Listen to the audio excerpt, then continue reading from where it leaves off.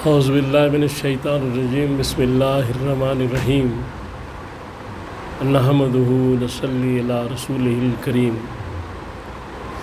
انتہائی قابل احترام سامعین و حاضرین، مجھ سے اچھے لوگوں، السلام علیکم ورحمۃ اللہ وبرکاتہ۔ درود شریف پڑھ لیں۔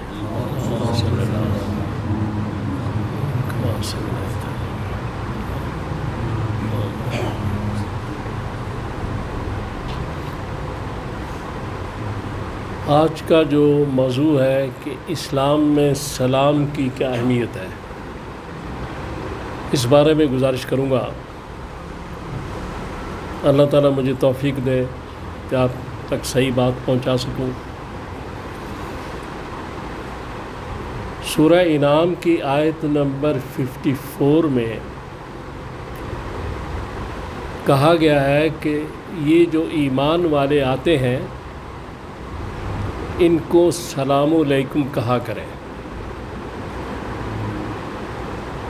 پھر اس کے بعد سورہ نساء کی آیت نمبر 86 میں سلام کی فضیلت بیان کی گئی کہ یعنی اگر کوئی تمہیں دعا دیتا ہے تو تم ویسی دعا دے دو یا اس سے اچھی دعا دے دو، فائدہ ہوگا۔ مفہوم اس کا یہ ہے۔ اب اس کے بعد ایک حدیث پاک ہے، اس میں کہا گیا، یہ ابو داؤد اور ترمذی انہوں نے بیان کی ہے، اس میں کہا گیا کہ ایک شخص آیا، رسول اللہ صلی اللہ تعالیٰ علیہ وآلہ وسلم تشریف فرما تھے، اس نے کہا السلام علیکم۔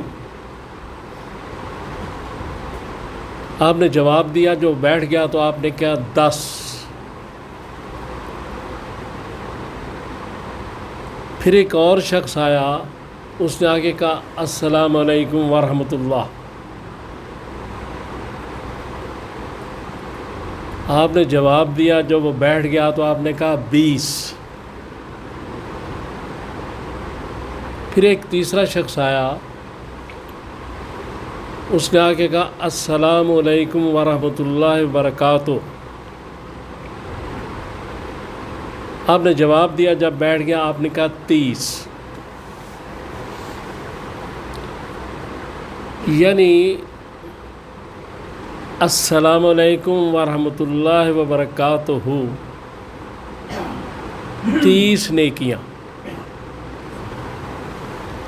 اور پھر یہ کتنی ملٹی پلائی ہوتی ہیں یہ تو اللہ ہی جانتا ہے۔ قرآن میں بھی اس کا ذکر ہے کہ نیکیوں کو تو ذرا بھی دی جاتی ہے۔ یہ اللہ تعالیٰ کی بخشش کا ایک بڑا انداز ہے کہ گناہوں کو وہ کم کرتے ہیں۔ ہم بے شمار گناہ کرتے رہتے ہیں جو وہ نظر انداز کر دیتے ہیں، لیکن نیکیوں کو ہمیشہ ضرب دیتے ہیں، اس کو بڑھاتے ہیں، ہمیں پتہ بھی نہیں چلتا ہم کتنے گناہ کر رہے ہیں۔ اس کے بعد یہ ہے کہ یہ سلام جو ہے یہ کرنا سنت ہے، اس کا جواب دینا فرض ہے۔ حدیث پاک میں یہ ہے، اور یہ دیکھیں بڑی غور طلب بات ہے، یہ بھی ترمذی کی حدیث ہے۔ اس میں کہا گیا کہ اگر کوئی شخص سلام کرے اور دوسرا جواب نہ دے تو فرشتے اس کی طرف سے جواب دیتے۔ یہ بعد میں تھوڑا سا میں ذکر کروں گا کہ اس کا معاملہ کیا ہے، پہلے میں تھوڑا سا احادیث پہ بات کروں۔ پھر ایک اور حدیث یہ بھی ترمذی کی ہے، اس میں بھی رسول اللہ صلی اللہ علیہ وسلم فرمایا کہ جو شخص سلام میں پہل کرتا ہے وہ کبر سے بری ہے، تکبر سے بری ہے۔ اور یہ بات ٹھیک بھی لگتی ہے، رسول اللہ علیہ وسلم کی ساری باتیں ٹھیک ہے، ویسے میں کہہ رہا ہوں کہ دل بھی اس بات کو تسلیم کرتا ہے۔ اور پھر یہ بھی کہا گیا کہ جو پہلے سلام کرے گا، ایک اور حدیث میں، وہ اللہ سے نزدیک ہے اور رحمت کا مستحق ہے۔ اب اس سلام کیا چیز ہے؟ اصل بات تو اب یہ دیکھنی ہے کہ سلام ہے کیا چیز۔ اس میں اتنی برکتیں، اتنی فضیلتیں، اتنے معاملات، اور کچھ جگہوں پہ سلام کا جواب نہیں دینا چاہیے، وہ بھی میں گزارش کر دیتا ہوں کہ نماز کے وقت اگر کوئی سلام کرتا ہے تو جواب نہ دیں، ورنہ نماز ٹوٹ جائے گی۔ دوسرا، جب کوئی شخص اذان دے رہا ہے، اقامت کہہ رہا ہے یا درس دے رہا ہے تو اس کو جواب سلام کا نہیں دینا چاہیے۔ تیسری بات، یعنی تلاوت قرآن کر رہا ہے تو سلام کا جواب نہ دیں۔ تیسری بات، قضاء حاجت یا غسل یا واش روم وغیرہ میں سلام کا جواب نہ دیا جائے۔ اب یہ قصہ کیا ہے؟ قصہ اصل میں یہ ہے کہ عرب میں پہلے بڑے بڑے جملے بولے جاتے تھے۔ کسی کا معنی یہ تھا کہ اللہ تمہاری عمر دراز کرے، حیاک اللہ وہ کہہ دیتے تھے۔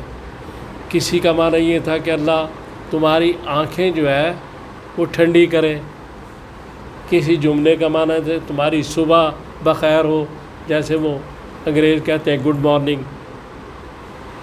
رسول اللہ صلی اللہ علیہ وسلم جب تشریف لائے تو آپ نے ایک ایسا جملہ اللہ تعالیٰ کی طرف سے عطا کیا اور انٹروڈیوس کیا، السلام علیکم۔ قرآن کا حکم تھا۔ اس میں سب سے پہلی بات یہ ہے کہ آپ اپنے مخاطب مسلمان کو اللہ کی سلامتی پہنچا رہے ہیں، اس کے لیے دعا کر رہے ہیں، یہ دعا ہے۔ اور سلامتی میں تمام چیزیں آ جاتی ہیں، مال کی سلامتی، جان کی سلامتی، صحت کی سلامتی، ساری چیزیں اس میں آ جاتی ہیں سلام میں۔ یعنی جو آپ نے پہلا جملہ کہا اس میں ہی آپ نے دوسرے شخص کو بے شمار دعائیں دیں۔ اور پھر اس کے بعد دوسری بات یہ کہ سلام جو ہے یہ ایک عہد ہے، ایگریمنٹ ہے کہ جو ہمارا دین ہے یہ امن کا دین ہے، یہ سلامتی کا دین ہے۔ ہم دوسرے کو سلامتی کی دعوت دے رہے ہیں۔ سلام کا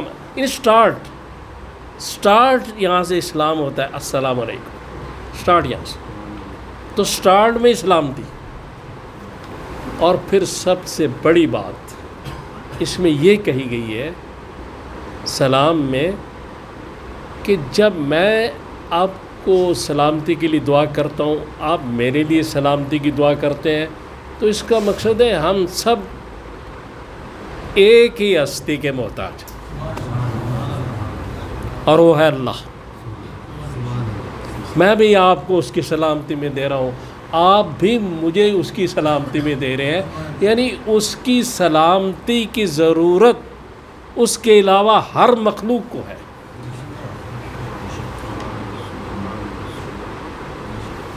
وہ کہتے ہیں نا واللہ الذی عالم الغیب والشہادہ هو الرحمن الرحیم، هو اللہ الذی لا الہ الا هو الملک القدوس السلام المؤمن المہیمن العزیز الجبار المتکبر، سبحان اللہ عما یشرکون۔ اتنی فضیلتوں والا، اتنی بڑائیوں والا، اور اس کے ساتھ شریک کھڑے کر دیتے ہو۔ تو یہاں بھی سلام کا لفظ ہے، سلام، اللہ تعالیٰ کا نام بھی سلام۔ لہذا اس لیے ہمارے گھروں میں، بے شمار گھروں میں ابھی تک سلام کا رواج ہے۔ صبح اٹھتے ایک دوسرے کو سلام کیا جاتا ہے، اور یہ ایسی چیز ہے کہ جس گھر میں یہ ہوگا، دو چیزیں، میں اپنی تجربے کی بات کر رہا ہوں. 2 چیزیں جس گھر میں ہوں گی، ایک سلام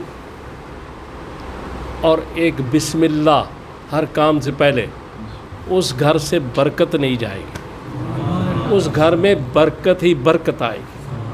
کیونکہ حضور صلی اللہ علیہ وسلم فرماتے ہیں کہ جب گھر میں داخل ہو تو السلام علیکم کہو، چاہے کوئی نہ ہو. پھر یہ بھی ایک حدیث میں کہا گیا کہ اس کو خوب پھیلاؤ، سلام کو خوب پھیلاؤ، یعنی سلامتی کو پھیلاؤ.